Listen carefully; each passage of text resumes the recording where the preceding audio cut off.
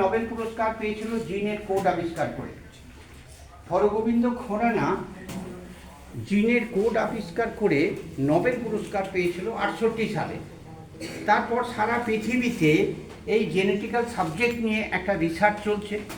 তার ফলে মানে এই যে বোন ম্যারো ট্রান্সপ্ল্যান্টের কথা স্যার বললেন, তার উপরে যদি আমরা কিছু কাজ করতে চাই, যেটা হচ্ছে জিন ট্রান্সপ্ল্যান্ট, আমরা কোনো পেশেন্টের রোগটা ভালো করতে পারি জিনটাকে পরিবর্তন করে। তাহলে এই যে এই সাবজেক্টের উপরই পড়াশোনা বাড়াতে হবে। আমাদের এখন ঘরে ঘরেই স্মার্টফোন আছে, তোমরা লেখাপড়াও শিখছো। তোমরা যদি নিওসাইট ব্লাড এটা খোঁজ করো, বোন ম্যারো ট্রান্সপ্ল্যান্ট খোঁজ করো, যদি থ্যালাসেমিয়া তোমরা খোঁজ করো, তবে বিস্তারিত পেয়ে যাবে তোমরা ওই সমস্ত সংস্থা থেকে যারা ডাক্তারি সাবজেক্ট নিয়ে কাজ করছে।